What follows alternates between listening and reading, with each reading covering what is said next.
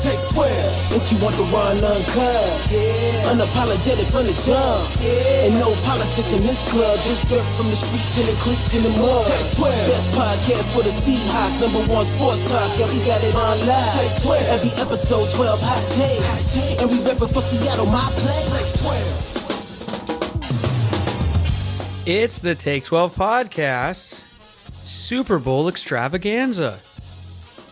On this episode, we fire up the microphones and Lofa takes us through his Super Bowl experience. We've talked about it here before on the show, but you know, there's some new things to uncover, and I have questions and natural curiosities and things like that. And then we walk through the other Seahawks Super Bowls also, since why not? They're our team, and they've been there 3 times. It's a therapy session. The two of you had therapy together. Really Seahawks therapy Let them know, session. Katie. Yeah. Yeah. Well, listen, as Seahawk fans, couldn't we all use a bit? So commiserate with us and celebrate with us also. Like the corner of my mind. But before we do that, let me tell you about Wiener Schnitzel. 2 locations in Western Washington, Everett and Fife. Go on in today. Do a little something different for lunch. Mention the Take 12 podcast. Get a free hot dog with any other purchase, whether it's the corn dogs, the chili dogs, or anything off of their $3 meal menu. It's all good at Wiener Schnitzel, and we love them and appreciate them for their support. Go on in and support them while you listen to our conversation. Here it is. The vibes today, it's Super Bowl vibes, man. Hey, Lofa, you know a thing or two about the Super Bowl. Don't let me interrupt what you were saying. I had to press record. Keep going. Oh, it was just, I don't want to bring that energy into the show. No, come on. You said you want to hear my best Super Bowl moment. I do. Oh, well, first I said, fuck the Super Bowl. Then I said, right. I forgot about that part. I've got a Super Bowl moment for you. Okay. The highlight of my Super Bowl, I would say it was being named team captain, but the only reason I'm going to say that is because I got to shake Tom Brady's hand. How about that? Boo. I knew that would make you mad, Boo. partner.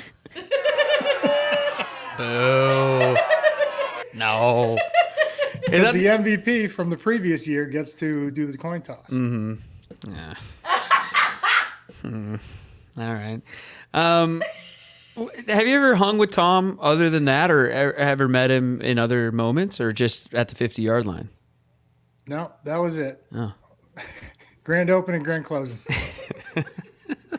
Well, never say never. He's out there now. But there could be a conspiracy theory, right? Oh, I'm into those. We could do one of those. McNeil, you listening? At that handshake, you seen Space Jam? Where Sure. the Monstars stole the power? Tom could have stolen my power. Yeah, he might have. Maybe you were too I was coming starstruck off out back- there. I was coming off back-to-back national titles, going right into a Super Bowl. It was rolling. Mm-hmm. And then, we went back to divisional. That's cool. But How many? So wait a minute. For him, How many times you has he were. done that? That was. Wait a he second. had 3 already. That was. Yeah, I was gonna say because that was. He had 01 was his first one, wasn't it? Mm-hmm. Yeah. Oh, And then 3 and 4. what a chump. And then he got 4 more. Then more, and then more, and then more. Yeah. Oh. You have to have a better Super Bowl moment than that. Nothing's coming to mind. Oh, come on. It was in Detroit, Yeah. not like LA or Phoenix or the Superdome like you dream about when you're growing up. It was in Detroit. Well, they had a brand new stadium after all, and the bus was from there. Mm-hmm. Conspiracy theory. I wasn't going to get to that conspiracy theory Conspiracy theory. because it's not a theory. Oh, yeah? Oh, no, man. The big game. The big game. Yeah. Yeah, it's Super Bowl week, everybody. Welcome to the show. Do I do the opening? No, I do the opening at... Oh, yeah, we're already in the conversation. It feels like it's been 2 weeks since we talked, but we just talked last week. No, you can leave it in. It's fine. Lofa, it's Super Bowl week, man. I mean, come on. You have to have memories of the game a bit, or was it all a blur? Take us through it. You've been in a Super Bowl. You're the only one here who has been, so you gotta shed some light on it for us a little bit. Were we ever really in it, Brett? Dude, you guys were so in it, bro. Are you kidding me? It was yours, and I know it's painful, and I know it's painful for a lot of Hawk fans. If you don't want to talk about it, you don't have to. But I never really expected to get the chance to really talk to someone who got to live it, and I'm interested in it. So that's why I have to ask questions. It's everything you imagine, the build up, everything leading up to the game. It's a production, really. Mm-hmm. It's no longer football as you know it. But it is all a blur to me. Probably because I tried to just put it away as far as I could, right? Well, can you take us through the game a little bit? Do you have any memories of the game itself, like specific moments where you thought, because you guys were playing great. I mean, and you're obviously getting hosed. We know, man. But are there any moments that stick out from the game and the sidelines and kind of what you were going through, and you remember moments with the guys or the coaches? I was so in the moment, there were guys that weren't playing were talking about it. You could hear it. But we were so in the moment that we were like, well, there ain't shit we can do about it. Just play better and keep going. Mm-hmm. So, we didn't have a moment on the sideline. We were like, oh, poor us, or we're getting screwed. You can't. And I think if we did, you would have saw them really separate. You would have saw the Steelers beat us by like in 20, 30 points. Mm-hmm. That's what happens when things like that go down. So I was proud of the guys. Like I said, the whole week was a blur. There's way too many meaningless conversations with the media. Yeah. And, just when you're in the game, it seemed like even though it's the longest game you ever played, because, the intros leading up to it, you feel like you're waiting for 2 hours just to get to the first kickoff. And then halftime, right? Oh. And that's like a full out stage. It's rolled out. You guys were the Rolling Stones, yeah. Wow. Yeah. So I mean, and it was wild, but it was a production, right? It wasn't football like it. I feel like we were prepared. If we weren't prepared with how many things went wrong in that game, we would have got blown out. But it was 21-10, I think was the final. They made some big plays when they needed to. Both offenses were kind of struggling. We moved the ball well. Haas and the boys, they did move the ball, just red zone struggles. We missed a couple field goals. But we were just hoping, hey, we get Josh that last chance. We know he'll come through. He always did. Like, there was nobody else I wanted with a game-deciding field goal than Josh. Mm-hmm. Yeah. Man, I was just looking it up here. Yeah. It's interesting because I haven't, I was just thinking about it for myself because I remember where I was. I remember watching the game, obviously glued to the TV. And the game, the specific moments, I can remember specific plays, but I don't remember sort of the order that they took place in, Mm-hmm. So looking it up is sort of refreshing my memory. Yeah, man, it's just, that was the play going into halftime. It was, go ahead. 7-3. Yeah. Yeah. The Steelers. Play that stood out the most, I know Willie Parker had the 75-yard run. That shouldn't happen. In the third, to open the third quarter, they scored in 10 seconds. Yeah. After we threw a late interception, Hines Ward threw the reverse pass, or Randall L threw the reverse pass to Hines Ward for the touchdown. Mm-hmm. Hines got the MVP. I really felt like Randall, no disrespect to Hines, I feel like Randall L deserved MVP of that game. If you go back, which I don't want to, and look at it, when Kelly Hernan picked off that interception and went 70 yards the other way, Randall L is in the middle of the fucking end zone. I'm talking probably 20 yards from the interception. And Kelly's going down the sideline. Randall just goes straight down the middle of the field and then intercepts the angle at a 45. And it's just one of the greatest plays that I think always gets overlooked. Maybe I'm happy it gets overlooked because I don't have to watch it every play. But I remember seeing that on the field live, and I was like, that's one of the greatest plays I've ever seen in my life. Yeah. The Seahawks, the stats, he outgained the Steelers in that game, 396 to 339, but it was just 20 first downs to their 14. The offense was doing it, but obviously we know some key flags and just some bad calls. What was the turnovers? What was the turnover ratio? They had 2. You guys had 1 officially. Damn. We won now. And Big Ben didn't score. Yeah. And that's what I was going to say. It's not just the flags. It's the ball is not over the goal line. It's like it's not even. Me and Dede Lewis made. Dede Lewis made the play of the game right there. Like me and Bus went head up, and Ben was behind him, and he fell, and Dede came over the top and hit Ben, and it's as close as it gets, And that was at a time when the replay. Irrefutable evidence, right? Yeah. And they were so scared to overturn anything. Yeah. They weren't. They weren't overturning anything. There's no way that touchdown stands in today's NFL. Not a chance. Not a chance. What was Ben's stats? Give me his stat line. Roethlisberger 9 of 21 for 123 and 2 interceptions. He didn't have a touchdown? And then it doesn't have the quick stat line doesn't, let me see, I got to go to the full box store. It doesn't have his rushing stats just listed because that's just on the side of the, hold on a second. He's got 7 carries. He had 7 carries for 25. And then, of course, the 1 touchdown, which is debatable. Yeah. The bus only went for 43 on you guys. 14 carries for 43. Willie Parker. Parker. I don't want to hear it. No, that's a name I haven't thought of in a while either, by the way. Wow. Sean, though, 20 carries for 95. Haas, 26 of... Like Haas almost threw the ball 50 times. 49 attempts. Is that 4.5 a carry for Sean? 4.8 with a long of 21. Who was the leading receiver for the Seahawks, McNeil?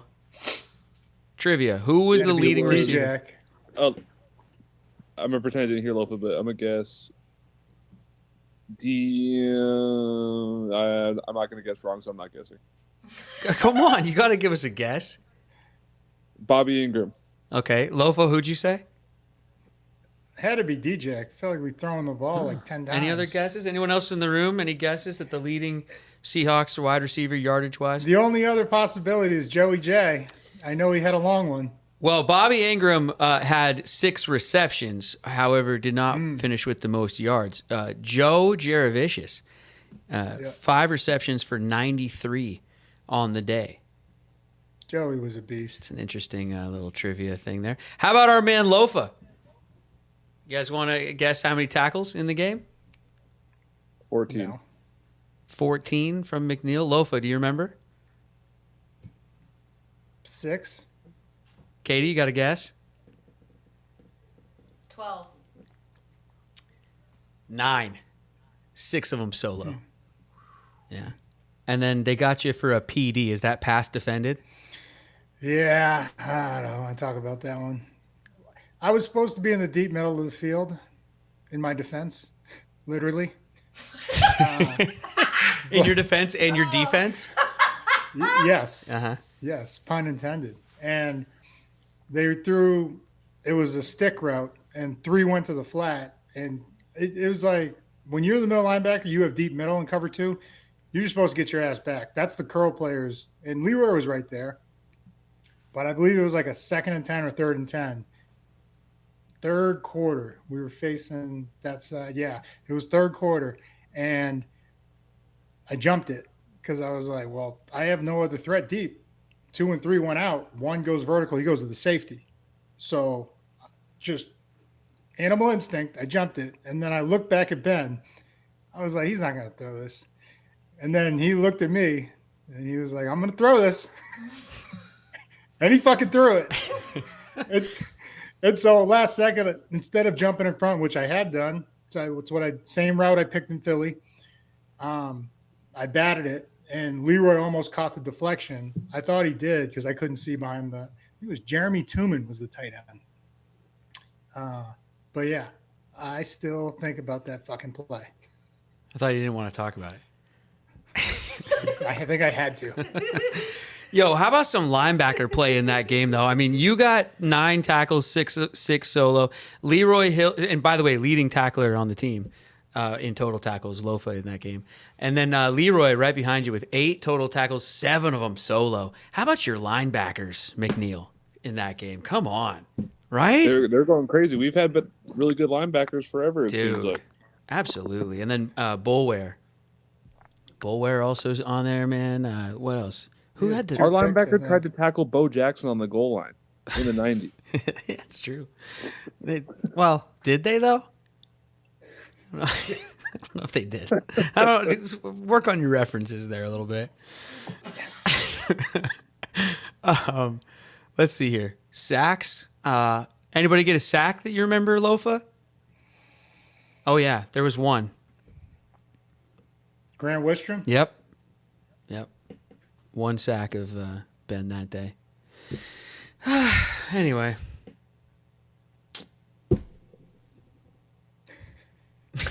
Super Bowl, man, you know? Super Bowl. Fucking super, man. The big game, man. The big game. Yeah. Well, look, but that's the thing.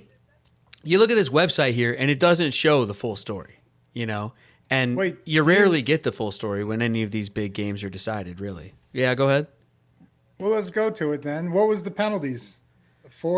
I don't even know if it's listed on here. I mean, I don't know. I'd have to. I'm just on ESPN. They scrubbed it, huh? They scrubbed it from the internet. It never happened. I don't know where I'll find it while y'all continue. Yeah, McNeil, you get into it there. He'll figure it out. I mean, the full play-by-play is here, but would that show flags and stuff? Maybe. You know what the worst part about it all? Obviously, other than not getting a ring, not getting a parade. But when people introduce you now, it's like, because I go to like these events, and they'll say Pro Bowl, All Pro, Super Bowl participant. Can't you just call me an NFC champion? Oh, come on. Yeah. Participant? No, I wouldn't do that to you. No, if I had the mic, I wouldn't do that. No. Oh, it's happened. No, Are you ready? Okay, yep. Steelers were penalized 3 times. Oh, come on. That's the first one. And then the Seahawks for 7. Okay. How many yards for them? The website doesn't say yards, but I do remember 2 crucial DPI calls that were some BS. Mm-hmm. And then there's a video on the Seahawks YouTube channel that says top 10 controversial calls in the Super Bowl, which means there was 10 bad calls, according to the franchise.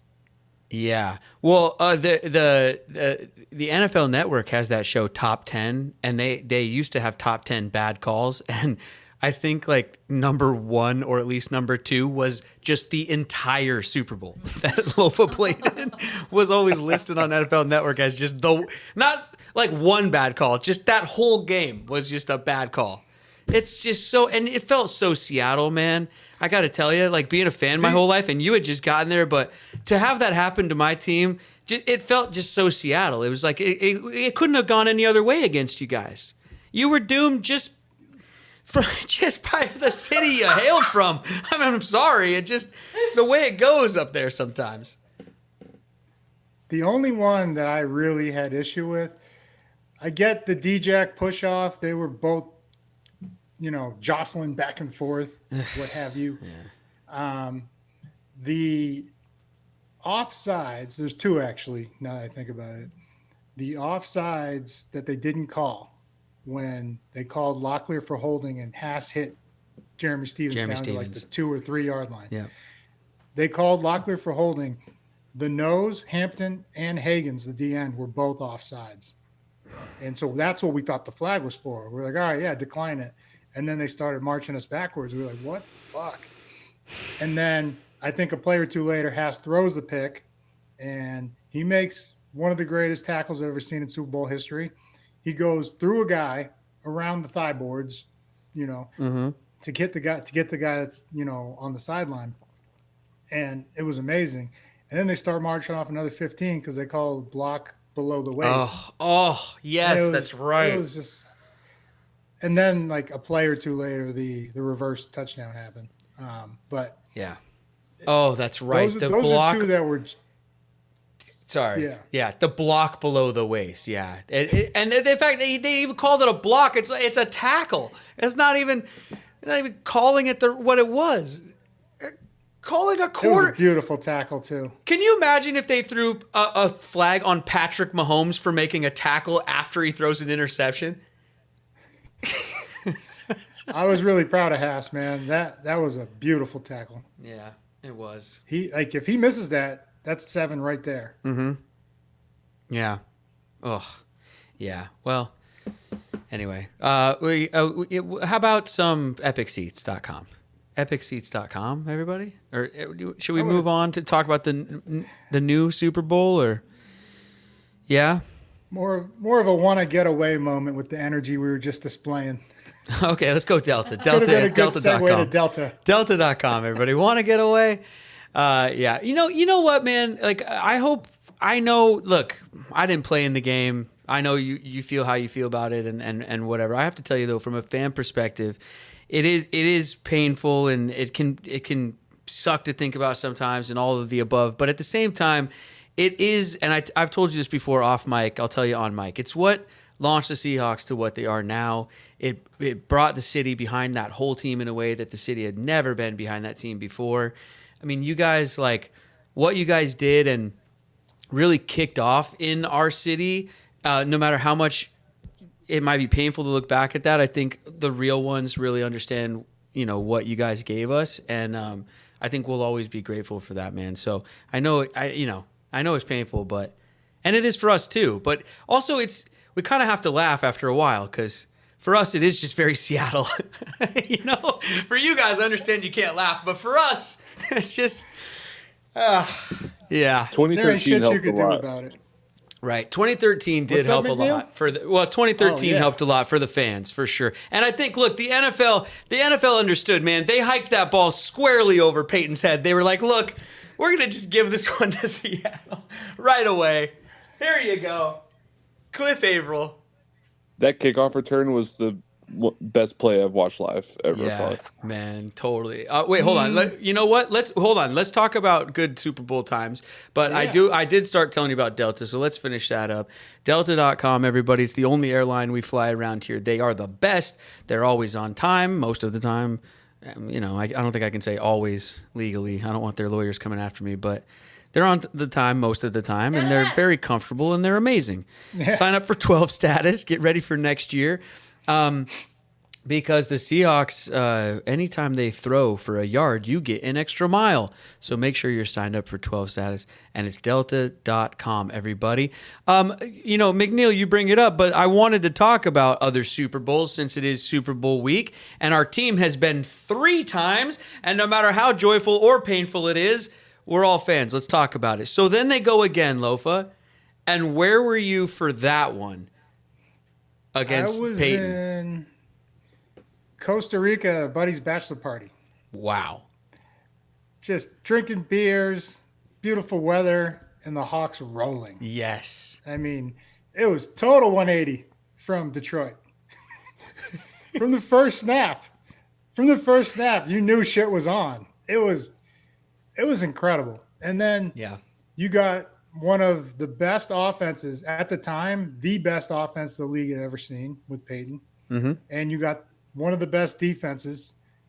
This was their second year in a row being number 1, which they would go on to be number 1 for 2 more years. Wow. 4 total. Hadn't been done since the 60s Browns or some shit. Yeah. It was everything that, Hawk fans expected and wanted. Yeah. And my favorite play, because we were just talking about that. Yeah, go for it. Either has to be, Cam just destroying the receiver across the middle, setting the tone. Yeah. Or Malcolm phenomenal linebacker. You know, winning the MVP, that pick and taking it 70 yards the other way, was insane. Yeah. That was pretty scary. Oh, I was like, whoa. what a day. I mean, you talk about now everything I said about being a Seahawks fan. So going into the game, nervous as hell. Just, I know we're going to get screwed somehow. This has happened before. We're going against the golden boy, Payton. And he just moved over to Denver. The conspiracy theories for me were running wild. I just knew we were going to get it handed to us somehow. And when that snap went over his head, it's not that I relaxed all the way, but man, it felt good. And then when they were up, 26-0 at some point, it was just ugly. we were cruising. And then McNeil, the second half kickoff. So then that was 22-0. It was 22-0. 29. And they tried to kick it away from Percy, but it ended up bouncing right to his face. And it dragged all of the defenders into the middle of the field, so he had all of the space too. Oh man! So when did you, McNeil? When did you? I have some Seahawks buddies. We always talk about this, like that Super Bowl, because, dude, I was nervous even through the third quarter. But I just thought, just as a Seahawks fan, I just thought, is that what it was? Yeah, after Percy's, yeah. That's about where I relaxed a little bit as well. But even then, I thought, it's Payton. You just never know. Right. Yeah. But the Legion of Boom wasn't going to let that Payton happen. to sit there and be like, "Dang, I guess the game's over." Yeah. It has to be. I think, though, even with what the offense did or how many points the Seahawks put up and all of that, defensively, Lofa, for me, it's got to be one of the best defensive performances in Super Bowl history, if not the best defensive performance in Super Bowl history. Even with the botched snap, I mean, the rest of the game, that defense was just lights out. 8 points. Yeah. Okay. They were the show. The defense scored 9 points themselves. Oh, that's right. That was my favorite thing to say after that game, is that the defense beat Payton by themselves anyway. If you just took the defensive scores, yes, you beat them 9-8. Yeah. So, I mean, that's crazy. That's where I thought it was a little carried away. End of 12, Russell played out of his mind. Offense scored like 50 points 4 straight weeks. It had never been done. And then 13, he was rolling. But you have to remember, what got him there was Marshawn Lynch and the number 1 defense. Yeah. Yeah, totally. That NFC Championship game was wild. The first one. The San Fran? The San Francisco one. My mom and I were at Buffalo Wild Wings, and there was no space to breathe, but we were all going crazy for like 7 hours after that game. Yeah. Yeah, that I was. don't remember where I was. Dude, that whole run through that playoffs, the tip, because there was another tip before the tip. Don't forget, there was another tip. There were 2 tips that season. That was just incredible. That team was incredible. They were always in the right place at the right time. The way that defense, the way that they would tip it to each other on purpose, just because they knew, it was like they were playing hockey. Like where they got, how like hockey players will just flip it behind themselves because they know their player's there. Like that defense was just, never seen anything like it. That was, I don't think we ever will Malcolm again. Smith again. Yeah. Oh, same guy. That's right. Yeah. Good things happen, kids, when you run to the ball. Wow. It's my Patches O'Houlihan. What a game. Do you think a first round bye is really important for playoff teams? Yeah, absolutely. That 1 week of rest and how much more energy and how fresh you are getting out there. We had it my first year, and then my next 2 years, and even my 6th year, we had home games to start, All-Star or Wild Card weekend, and then we went on the road for both divisionals, all 3 divisionals, and it was just night and day. You could tell, how good they were. They were just ready to go. And you're on fumes, man. You haven't had a bye, depending on when the bye is. One of the times we had it in like week 5. So it's like 14 straight weeks. There we go.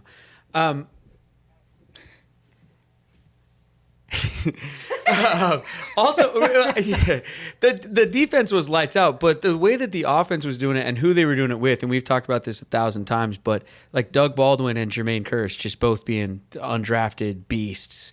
I mean, who wins the Super Bowl with both your starting wide receivers being undrafted? That's just unheard of. Well, I mean, we still had Sid. Was Sure. Sid hurt for that game? No, I And don't Percy was know if out he was hurt, all but he was season. on that team. Yeah, He was on the team because those were our two big acquisitions. They were both from the Vikings. and Percy, yeah. Sid and Purse. And but yeah, the roles that because Curse and Baldwin were still on like every special team. I mean, they're absolute savages because that's a lot to ask from a rookie receiver, both of them, and to also step in. Actually, it was Curse's rookie year. It was Baldwin's second year. They both had a touchdown in that game, didn't they? Really, Both of them, really yeah. nice touchdowns. Yeah. Curse had a catch, and I think it was like a 18 or 20 yarder that he made like three people miss a tackle. That was the one where you could really breathe. The spin cyclone. Yeah. Yeah. Yeah. Oh man, that was wild. Dude, amazing. And then, confetti coming down, and it just, what a relief. I remember my best Seahawk buddy and I, we taped the game while it was on. And then the next day after we had won, then that same buddy came back over and we rewatched the tape. That's pretty cool. And ate dinner. We went 2 days in a row. Let's watch it again. And it was just as fun the second time. That snap goes over his head, and we were just enjoying ourselves. The best. And then of course the next year, which if we're going to talk Super Bowls, we got to go through it a little bit, I think, just because you want to talk NFC Championship games. I mean, the San Francisco one was amazing, but that comeback against Green Bay might have been one of the greatest football games of all time. If the Super Bowl goes the other way, I think it really does get that boost. It kind of gets overshadowed because of what happened in the next game, but that comeback is ridiculous. And the John Ryan throw, Russell crying. I mean, he threw 5 interceptions or something. 4 or 5. 4? Something like that, yeah. And all those interceptions were going Jermaine Kearse's way, but also, and then he's the hero at the end. And that game was ridiculous. Where were you for that one, McNeil? So for that one, I was at my mom's friend's house, and when Jermaine scored that touchdown, I spilled beer everywhere on accident. Not my own beer, but I kicked it on accident. That was 14. But my funny Super Bowl thing is, after the first one, I told myself, I can't make it to the parade, but I'll go to the next one. Oh. And then we make it back to the Super Bowl the next year. Yeah. Then they're on the goal line. You're checking your schedule. Yeah. Well, can't come into work tomorrow. Oh, no. Yeah, that was rough. Lofa, where were you for both of those games, really? The Packers, because the Packers game was incredible, but then, of course, there's the Super Bowl also. Yeah, I was just back home in Massachusetts. We had moved back there in 12 when I signed with the Falcons. So I was just back home. And I told my friend when the Green Bay game was happening, I go, I guarantee you they come back and win this game. Mm. And they did. And just all the events that led up to it, John Ryan throwing that touchdown pass, Russell marching them down, the 2-point conversion just to tie or go up by 3, Aaron Rodgers marching them right back down in 20 seconds, kicking a field goal to force overtime. The onside kick that we had to get. Yes. Yes. It's just so much had to go in their favor. Yeah. But it's got to be Pete's favorite game out of all. I mean, the Super Bowl, of course, hoisting the trophy and everything, but that is what he preached. Just no matter how ugly it gets, keep believing that you're going to win. So I bet you if you asked him, he would point to that one as one of his favorite games to have coached. That script was amazing. That was just, they wrote an all-time episode on that game. That was just incredible. It was wild, man. That was wild. It's funny. So the TV show that I was on MTV's awkward. When I did high school for a second time, we used to shoot on the weekends at a real high school because the kids wouldn't be there because it's on the weekend. So our schedule was such that we always worked on the weekend, which meant I always worked during football games. And the Packers championship game was no different. And it was terrible. So where was I? I can point to TV show episodes that are on TV, they're on MTV. And if you and I watch together, I could be like, this was the day. The Packers are on in the background. And we had the game on. Some crew guys like had it on a laptop or whatever, and I kept running over and checking. And of course, Russell's just throwing pick after pick, and I'm just like feeling helpless. And I'm at work, and I'm trying to like pretend like I'm a sophomore in high school, and it's just the whole thing's a mess. And then of course they start coming back, and my other buddy on the show is a big Seahawk fan, and so I knew they were kind of coming back, and I was keeping tabs. But then we're in the middle of shooting a scene where I was away from the screen for a while. And then that's when they won. And my buddy, I didn't see it happen, but my buddy comes running into the room. The door bursts open. We're in the middle of a take. Like we're shooting the show. And he just opens the door. He goes, "They won!" No way! And I go running over, and then we ran to each other and jumped midair to do the like chest bump thing midair. And he's way bigger than I am. And I go flying. I damn near like broke my elbow. Like it was insane. Yeah, that's where I was. and then for the Super Bowl, we begged to get off of work because it was on a Sunday. And we're like, please just shoot any other scene. Please. And there's a scene in the show that season where all the girl characters were playing in a powder puff football game at the high school, all the characters. And so they said, yeah, we'll shoot that scene the day of Super Bowl Sunday because you guys aren't in that scene because it's all the girls. And we were like, all right, great. So they shot a football scene on Super Bowl Sunday so that we could go watch the football game. Anyway, yeah. And then there was the Super Bowl. I mean, there was the Super Bowl. Chris Matthews. Yeah. Chris Matthews is a beast. That touchdown he had, I was like, whoa, we have ourselves a 6'5", like baller. Oh, yeah. Oh, yeah. Does anyone want to talk about the Super Bowl, or should we just move on right past it? Just move on. Yeah. The thing that bums me out about it the most is that obviously I have to say it. The thing that bothers me the most about it is that Packers game. Because it almost like, because those two games back to back, we all know, if they seal the deal, if they do, I don't care if they run it, throw it, if Russell does a magic trick and appears in the end zone, I don't care how they score, if they score there and they seal the deal, those are the two greatest football games back to back I think that anyone would have ever seen. Agreed. The catch that Jermaine Kearse had to set them up, to get them down there, Unreal. Forget David Tyree's catch. Anyway, oh well. Fine. I'll be fine. McNeil doesn't even listen to this. McNeil doesn't even want to talk about it. It's that painful. Maybe someday. Well, I had a surgery the next day too. Oh gosh, yeah. Let's not But that was talk cool. about it. It's Yeah, too we soon. started still. the show on a real downer. No, it's We this. brought it back up. Let's stay up. All right, fine. Let's talk Mariners.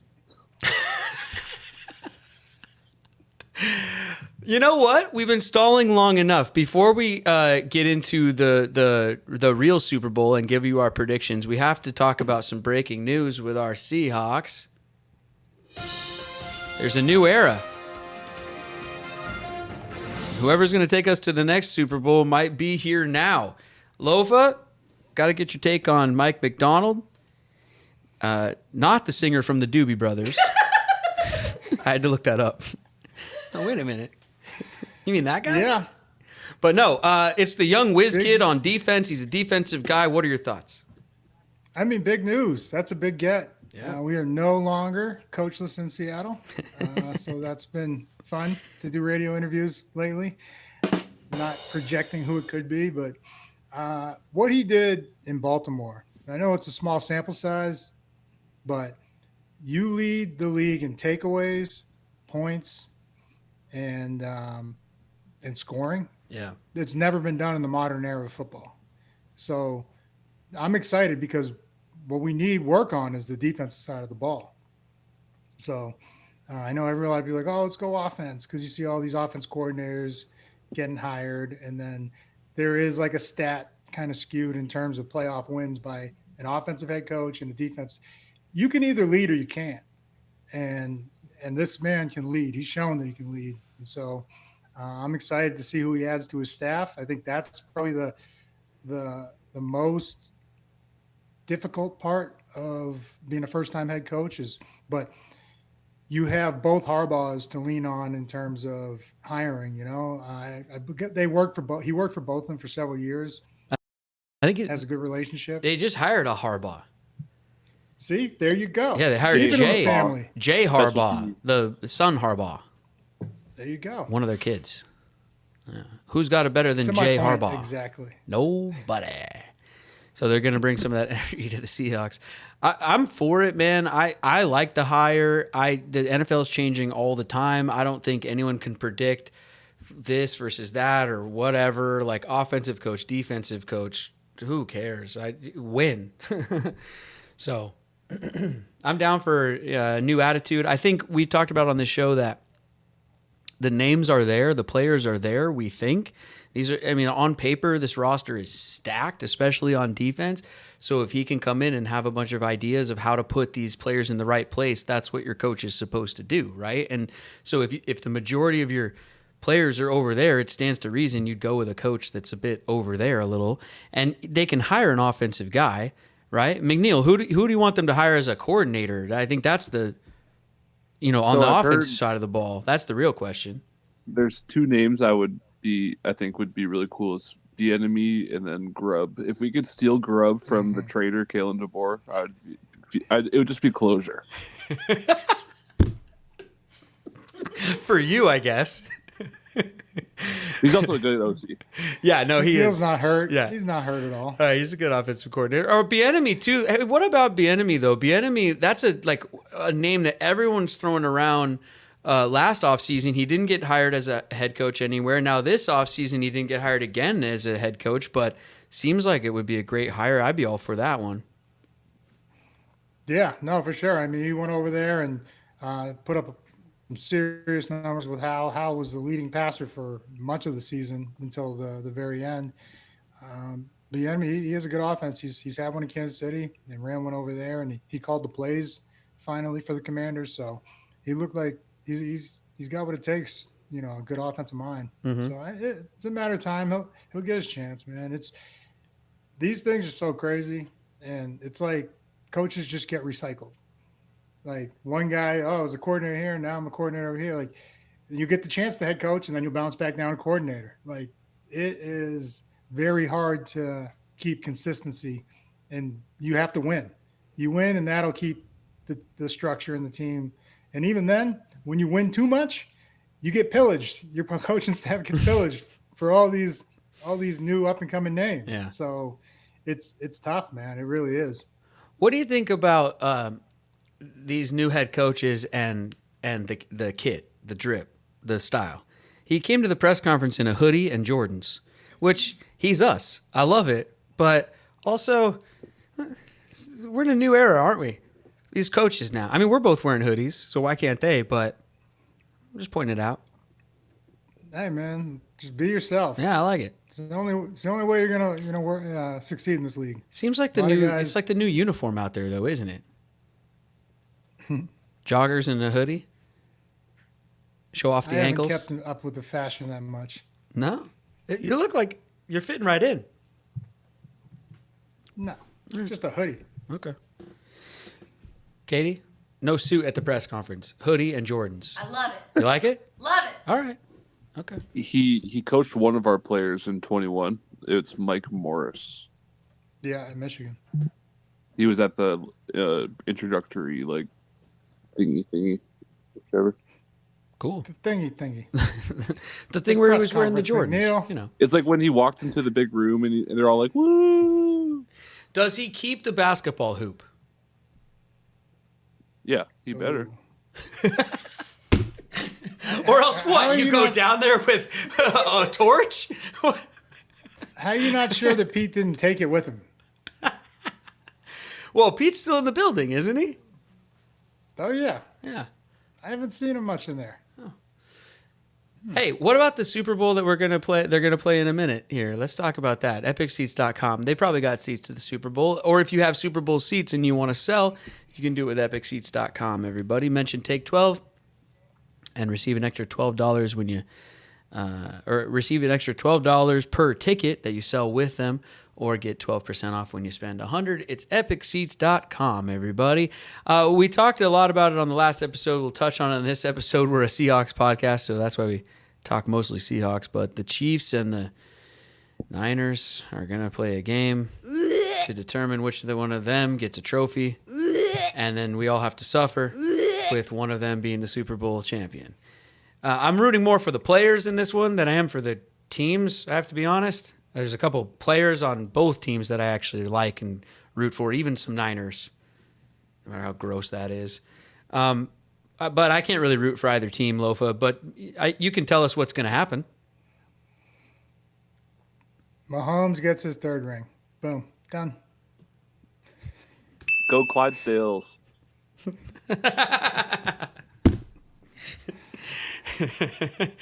Yeah, I think so too.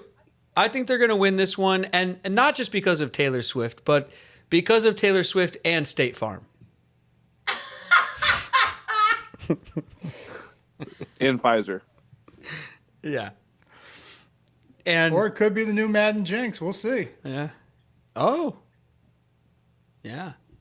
All right. You got a final score prediction on this thing? 31-27 Chiefs.